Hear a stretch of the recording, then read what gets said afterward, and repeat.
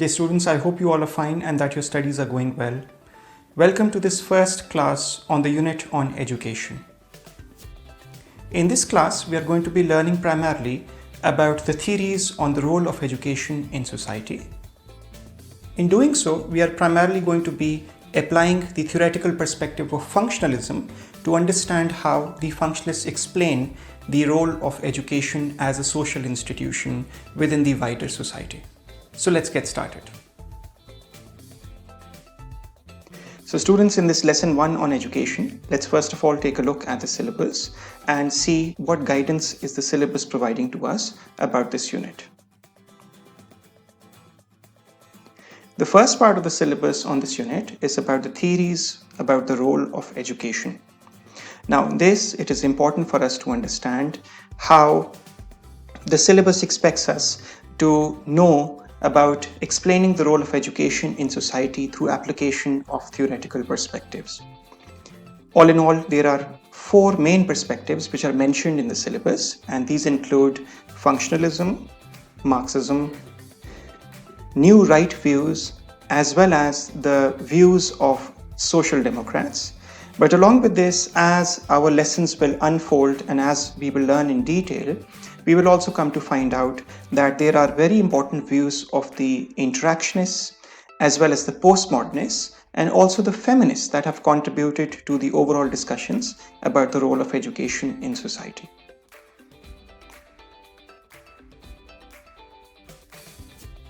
Now, first of all, let's discuss what are the functionalist views about how education contributes to the value consensus and social solidarity.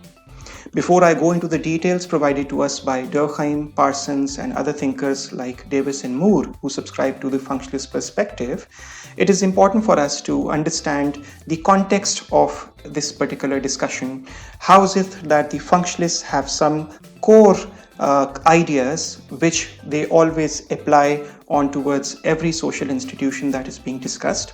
First of all, it is important for us to realize and to recall that functionalism happens to be a macro level or a structural perspective, and therefore their analysis of the working of the formal education institutions within the society is going to be at the macro level or at the structural level. So they are primarily interested in taking a look at how the institution of education functions within the society, and their view is primarily going to be a deterministic view.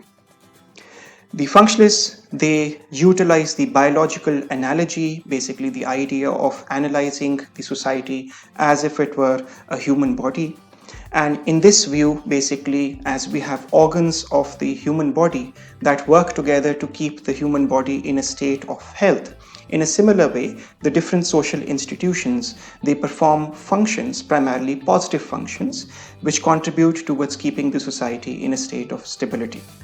So a very closely related idea to biological analogy happens to be institutional interdependence, and the functionalists, they basically view the working of the society in terms of how the different social institutions are working together, they are supporting each other, and they are in a certain relationship of interdependence. For example, we can analyze this through the case of the important links between the institution of education and the economy. The education institutions, they provide qualifications, skills, degrees to students who tomorrow will go and serve within the institution of the economy. In a similar way, we can note how there is an important link between the institution of the family and education. The institution of the family needs to have qualified members. For example, children, they need to have to complete their schooling. They need to learn the norms and values of the society through that. And in this case, basically, the families, they send their children to institutions of education, which educate them. So all in all, it is important for us to understand how the functionalists would be analyzing or explaining the role of education in society in terms of the biological analogy and institutional interdependence. As explained previously, the functionalists primarily are interested in explaining the positive functions that institutions perform within the society.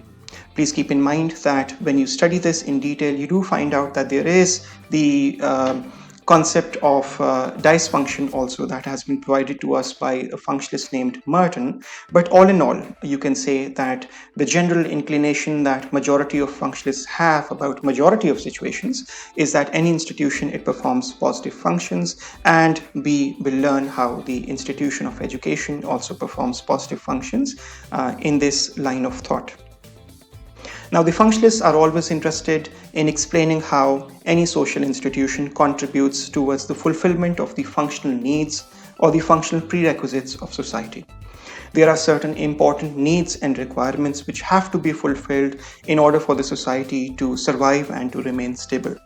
And in this case, the functionalists are going to be explaining how the role of education contributes towards the fulfillment of functional needs of society. Two very important functional needs are social cohesion. There needs to be social solidarity within the society. People need to have this feeling of belongingness. They need to have this feeling of unity. And this is something which is important for the survival and the stability of the society, according to the functionalists. Similarly, it is extremely important that the society has shared values. I'm quite sure that you've already learned about the concept of value consensus. This refers to a mutual agreement in society among individuals about the norms, values, and beliefs that have to be followed by all individuals. This is something which, from a functionalist point of view, is extremely essential to the survival and to the stability of the society. And we will see this very soon as to how both Durkheim and Parsons, being very important functionalists from your course point of view, they have contributed to how the institutions of education, they contribute towards shared values and towards the maintenance and towards the strengthening of the value consensus. And all in all, what is important for us to understand is that the functionalists, they always talk about how any social institution maintains the stability of the society. So in this case, it is important for us to understand that ultimately all the views that are going to be explained to us by the functionalists would be in line with this particular idea as to how these functions are contributing towards keeping the society stable. So having clarified the context of this particular discussion and the main ideas that the functionalists utilize to explain the role of any social institution for that matter, now let's go into greater details. So students, in the functionalist views about how education contributes to value consensus and social solidarity, we've already learned about how the functionalists emphasize on the role played by education institutions as important agencies of secondary socialization. In this, the view of Durkheim is extremely important. Durkheim, as a functionalist, emphasizes on the transmission of the society's norms and values, which take place as a result of the education process. For example, you may want to understand this through the various syllabi that you people are taught. In a country like Pakistan, for that matter, there is the Pakistan Studies syllabus, there is the Islamiyat syllabus, along with the other important syllabi as well, which are taught. Primarily, the reason why I am talking about these two syllabi is that they very clearly show us about the transmission of the society's norms and values, which takes place through the knowledge that is contained in these syllabi. Now, Durkheim focuses through education on the creation of social solidarity among the society's members. And he also talks, as I explained earlier, about the teaching of history as a subject, which is a vital link between the individual and the society. So according to Durkheim, subjects like history, they play a key role in how the society transmits its values to the younger generation, and also how they explain the individual's place within the society and within the historical legacy of the nation that they belong to.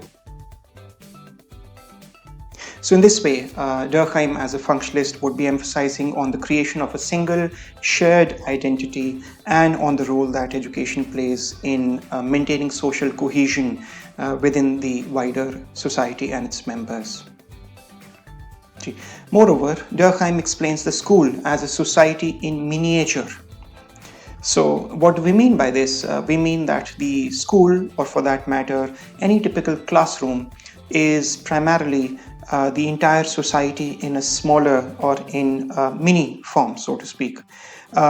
In this, we interact with individuals belonging to different classes, belonging to different ethnicities, perhaps belonging to different religions. We learn how to interact with other individuals around us.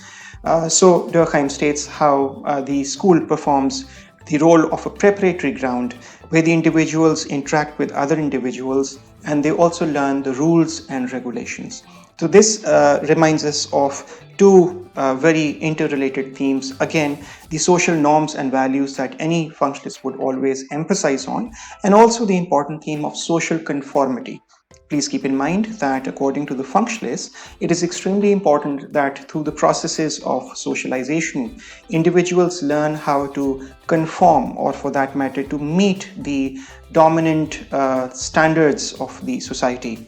How is it that they are going to behave? What is it that they are going to believe in, and so on and so forth. So social conformity is also an important outcome, according to Durkheim and other functionalists, of the education processes. Now, Durkheim also stated that education teaches individuals specific skills which are necessary for their success in future occupations and for the stability of the society as a whole. Now, in order for the smooth running of any society, it is important that individuals possess certain important skills. We are going to learn how the functionalists have also emphasized on the important role of education towards the economy, towards the domain of work. And this is a point which can be quite useful for us also in the analysis of that particular relationship of interdependence. So moving on, now let's go to the work of Talcott Parsons. I'm quite sure that you've studied about Talcott Parsons in other units as well. For example, in the unit on family, Talcott Parsons has given to us very important views about the two basic and irreducible functions of the family, and how he has explained about the natural division of labor, how the husband or the male partner is in an instrumental role, whereas the female or the wife is in an expressive role. So those are important concepts which have been provided to us by Talcott Parsons. He was a towering figure in structural functionalism, particularly during the 1960s and 1970s. So Parsons, again, being a functionalist, would emphasize on the role of education as an agency of secondary socialization. He talks again, like Durkheim, about the transmission of shared values. He has given a very important idea about the transmission of shared values through education serving as a form of a bridge between the family and the wider society. So this can be understood through this table here. On one hand, we have the institution of the family, and on the other hand, we have the wider society. Now we need to keep in mind that any individual XYZ belongs to both of these domains of life. First of all is the family that he or she belongs to, and on the other hand, this person also needs to successfully function as a member of the wider society. Now, how does education serve as a bridge between the family and wider society has been explained to us through the concepts of the important transition that needs to take place between the particularistic values that are learnt by an individual within the family institution towards the universalistic values that are required for an individual to function successfully within the wider society. Now, for example, let's have a certain scenario here through which we can be able to understand this better. Within the society, it is quite possible that a child is treated as a pampered child, so to speak, as a kind of a spoilt child, the child is given a lot of love and affection that every parent would want to give to his or her child. The child is treated as a VIP, so to speak. On the other hand, according to Talcott Parsons, if the child needs to be successful in the wider society, then the particularistic values learned within the culture of the family are not going to be helpful, but rather the child needs to learn universalistic values. For example, the importance of discipline. Now, once this child, who is somebody spoiled for that matter, goes to the airport, and imagine you are in a long queue of individuals and you are there to receive your boarding pass to be able to board a flight.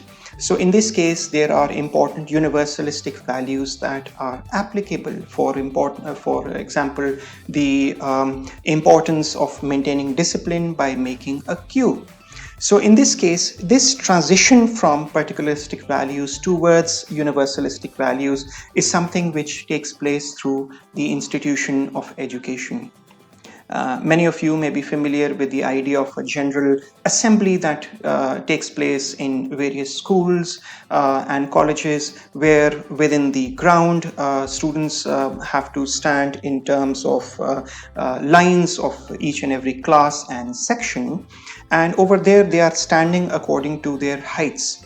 So this is just an example of a certain principle which is applied on to the students who are studying in that school. The idea is the inculcation of discipline and the inculcation of a certain element of following instructions and orders through which children imbibe, so to speak, the norms and values which are required to function successfully within the wider society. Secondly, in terms of how education serves as a bridge between the family and wider society, Parsons talks about the important transition that needs to take place from the ascribed status that an individual gains from his or her family background to the achieved status that is important for societies. The achieved status primarily is one that you gain from your education, or for that matter from your success in your career. This is something which is not depending on your family background and the status that the family background awarded to you at birth, but rather through what you have done in your own particular life. For example, achieving success in education by getting a prestigious degree from a top-notch institution, going into a career, coming up with successful business ideas for that matter, and so on and so forth. So all in all, what we are learning right now is how education serves as a bridge between the family institution and the wider society.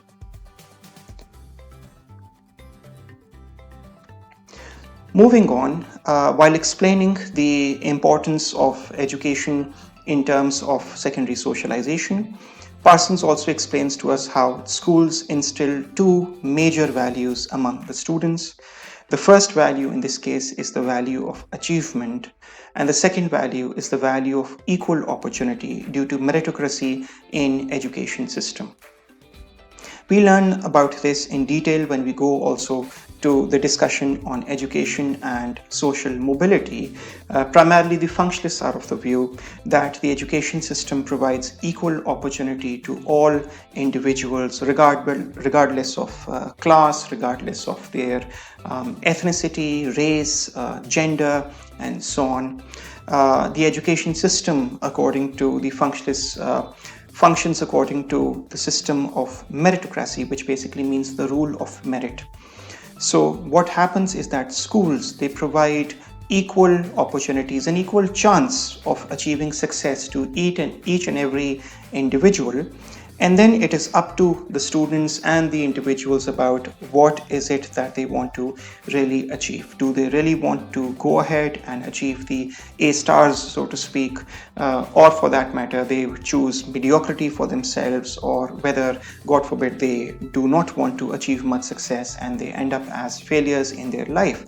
So ultimately, there are these two important values, along with the other things that you've already studied: the value of achievement, which is important in any society, primarily in modern industrial societies, which are highly individualistic, and also the value of equal opportunity due to meritocracy within the education system.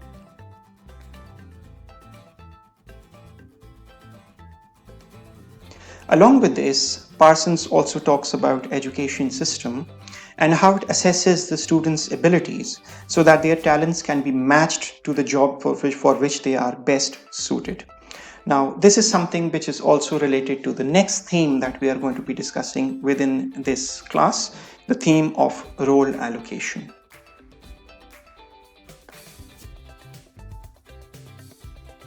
Now, students, in the theme of education and role allocation, we have two views of Parsons and of Davis and Moore. Now, functionalist Parsons and Davis and Moore, they see education as a means of role allocation. So not only is education institution providing us with qualifications and skills, but rather it is also preparing us for performing roles successfully within the wider society, which is important for the maintenance of the stability, as we have understood this in the earlier part of this class. So the society has various roles that need to be taken and performed successfully by individuals, and education, so to speak, it sifts and sorts, or in layman's terms, it filters students in a certain way according to their abilities so that they are able to adopt the role based on their success in education system, based on their skills, based on the level or the degree, for that matter, that they have been able to successfully acquire. So in this case, education system performs an important role in role allocation. Please keep in mind that in this particular discussion, we are primarily talking more about the occupational roles that exist within the society. For example, the role of a banker, or for that matter, the role of a lawyer, the role of a pilot, the role of a scientist, and so on. So all of these roles, these are already existing within the society. They need to be properly fulfilled. All of these things are important for the society to survive. And these occupational roles, these are primarily the skills, and the knowledge base for these occupational roles is learned by individuals within the education system. It is important for us to understand that the views of the functionalists about the role of education in spreading shared values within the society have also been strongly criticized by various other perspectives and critics. So in this section of the class, we are going to take a look at some of these main criticisms. So students, in terms of the criticisms on the functionalist view, the first and foremost criticism that is provided by sociologists who primarily belong to the conflict theory approach in sociology. This includes the Marxists and the feminists, is that while the functionalists, they suggest that education transmits shared values in the society, this is not the case. The conflict theorists are a certain school of thought or a certain line of theory within sociology whose central theme of analysis within sociology is the idea of inequality. So when we say that the Marxists or the feminists, they subscribe to conflict theory, what we mean is that their main focus is on economic inequality or gender inequality, respectively, within the society. So the conflict theorists, for example, Marxists, they argue that these shared values are not actually shared values in the sense of the term, but rather these are imposed values. These are imposed values of the dominant groups within the society. So, for example, the Marxists would argue that what pass as shared values in modern industrial societies with the capitalist mode of economy are actually the imposed values of the bourgeois on the proletariat. And these are part of the dominant ideology that protects the interests and supports the interests of the bourgeois in modern industrial societies. Having a similar line of thought, Hargreaves, as a critic, states that most British schools fail to transmit shared values among their pupils. then the idea of preparing students for competition in an individualistic society, as espoused by Parsons, is contradictory to the views of Durkheim about social solidarity and cohesion. Now, please keep in mind that as functionalist thought has developed, we can also at times notice changes that have taken place within the domain of functionalist theory. So starting off with the views of Durkheim, who was emphasizing a lot on collectivism, he was emphasizing a lot on subjects like history for that matter, which gave a feeling of belonging to individuals, and they developed their relationship within the wider society in terms of a collective. Parsons seems to be having a slightly different emphasis altogether.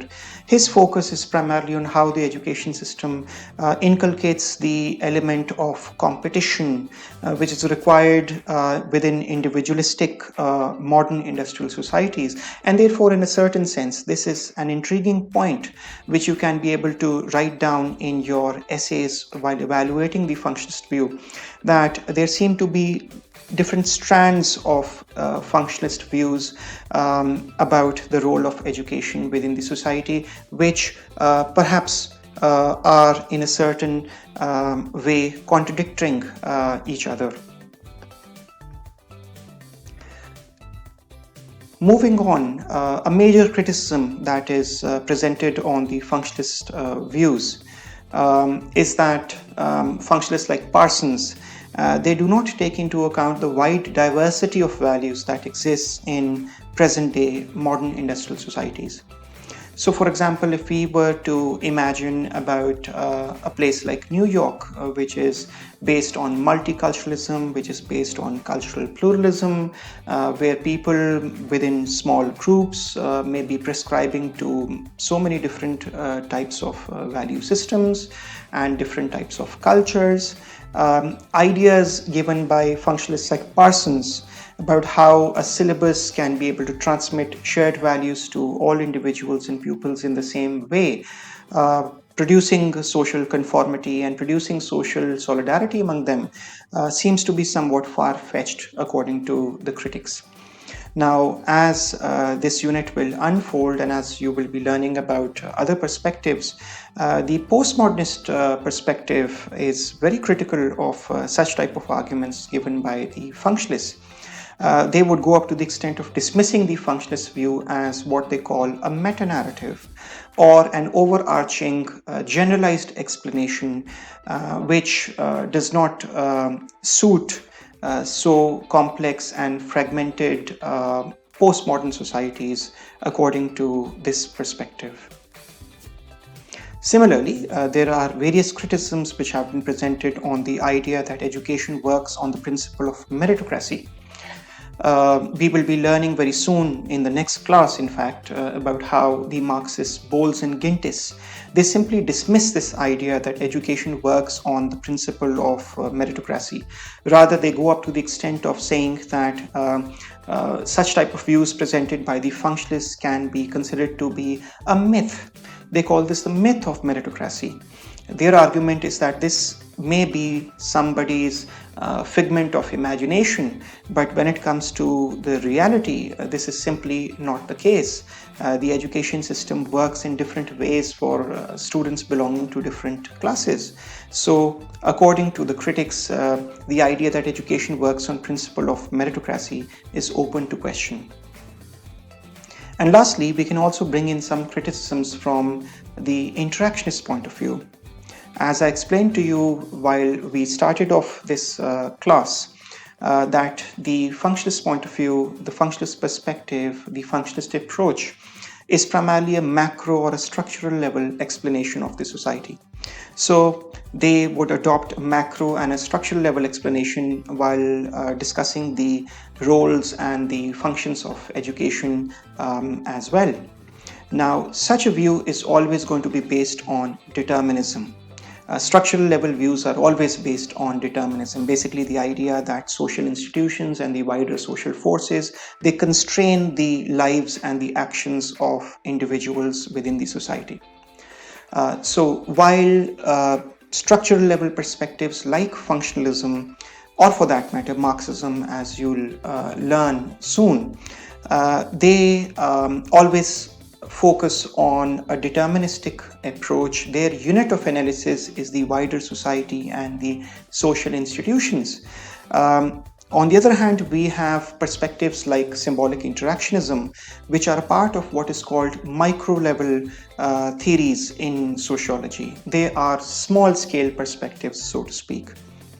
Their emphasis is not on the wider social forces and how these constrain the lives of and the actions of individuals, but rather their focus is on the small scale interactions which take place between individuals and small groups within the society, and the interpretations and the perceptions that are present within the individual's minds that shape social reality at the small scale level.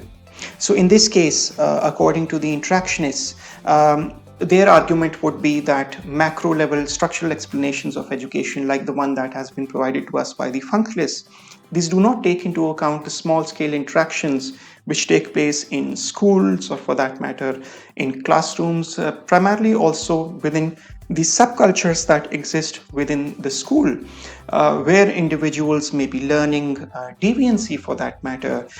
Such type of small scale interactions and their contribution to the educational process is not taken into account by the macro level explanations. So, for example, as we learned that the functionalists would be emphasizing on how the syllabus and the teachers, they imbibe social conformity among the pupils who are studying in their classes. But on the other hand, the interactionists have come up with very interesting ideas and researches, and their sociological studies show us how individuals and pupils within the education system also learn deviancy, which is the lack of social conformity, so to speak, through their participation in various type of deviant subcultures, which are quite non-conformist and may be quite resistant to the norms and values that are imposed on them, so to speak, from the education system. Similarly, the interactionists would argue that the interpretations and the perceptions that exist in the minds of teachers about students, and in vice versa in the minds of students about their teachers, or for that matter about the subject that they are studying, is something which is not taken into account by the functionalist perspective. So in this way, the interactionists are of the view that the small-scale interactions and the interpretations and perceptions of teachers and students that have a very important role to play within the educational processes and the outcomes is something which is simply not explained and discussed by a structural level perspective like functionalism.